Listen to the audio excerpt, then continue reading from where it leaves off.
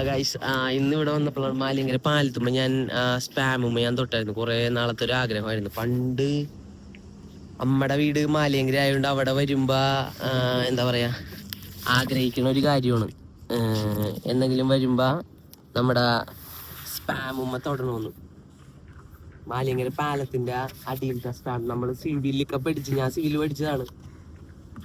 അപ്പോ സംടൈംസ് ഞാൻ വരച്ചിട്ടുണ്ട്. പിന്നെ ഇങ്ങനെ 3D വ്യൂ ആയിട്ട് സൈഡുള്ള വ്യൂസ് കാണാറുണ്ട്. അപ്പൊ പലപ്പോഴും വിചാരിച്ചിട്ടുള്ള ഒരു കാര്യമാണ് സ്പാമുമ്മ തൊടണം. കാരണം മാലിങ്കര പാലത്തിന്റെ അടിയിലത്തെ സ്പാമുമ്മ ഇരിക്കുമ്പോ നോ വൈബ്രേഷൻ, എന്താ പറയാ, ഒരു ബാഡില്ല. പാലം ഇനിയും സോ മെനി ഇയേഴ്സ് അത് അങ്ങനെ തന്നെ ഉണ്ടാവും എന്നുള്ളൊരു കോൺസെപ്റ്റ് ആ പാലത്തിലുണ്ട്. പിന്നെ അത് മെയിൻറ്റെയിൻ ചെയ്യാറില്ലെന്ന് തോന്നുന്നു. മുകളിൽ മാത്രമൊക്കെയാണ് ഇവർ മെയിൻറ്റെയിൻ ചെയ്യുന്നത്. അതെൻ്റെ ഒരു അഭിപ്രായത്തിൽ ആസ് എ സിവിൽ പഠിച്ചൊരു വ്യക്തി, ഇല്ലെങ്കിൽ എന്താ പറയാ, ഒരു കൺസ്ട്രക്ഷൻ, അതായത് കാണുന്ന ഭാവിയിലേക്ക് ഒരു ഫ്യൂച്ചർ എന്നുള്ള നിലക്ക് ആഗ്രഹിക്കുന്ന ഒരു വ്യക്തി, ഞാൻ പറയുന്നു അത് പഞ്ചായത്തോ മുനിസിപ്പാലിറ്റിയോ കേന്ദ്രമോ ആരായാലും, കേരളത്തിലെ സർക്കാരോ ആരായാലും എല്ലാ പാലങ്ങളും ഒന്ന് മെയിൻറ്റെയിൻ ചെയ്യാൻ, അതായത് ഈവൻ കടലിന് അടിയിലേക്ക് എടുക്കണതോ പുഴയുടെ അടിയിലേക്ക് എടുക്കണതോ ആയ പാലങ്ങള് മെയിൻറ്റെയിൻ ചെയ്യാനായിട്ട് പറ്റിയില്ലെങ്കിൽ ഭാവിയിൽ അത് പെട്ടെന്ന് ദുരുപയോഗം ചെയ്യും.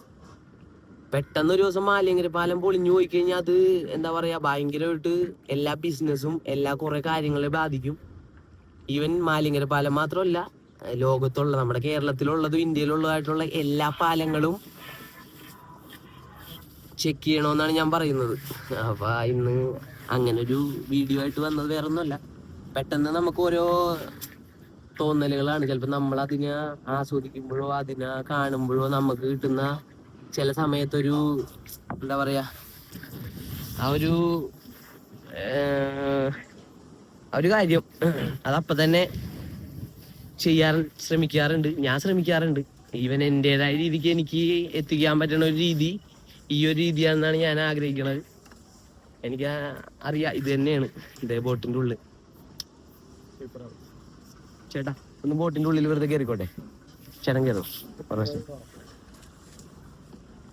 ഗൈസ്. ബോട്ടിന്റെ ഉള്ളില് വൈഫിന്റെ അച്ഛൻ്റെ കൂടെ കയറിയിട്ടുണ്ട്. എന്നാലും ഇപ്പൊ പുള്ളിനോട് ചോദിച്ചപ്പോ ഇതാണ് ഈ ചേട്ടനാണ് ഈ ബോട്ടിന്റെ ഓണർ.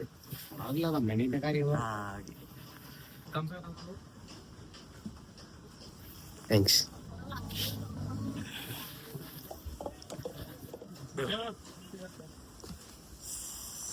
ടീമുകളിൽ രണ്ടെണ്ണം ഇരിക്കണട്ടാ.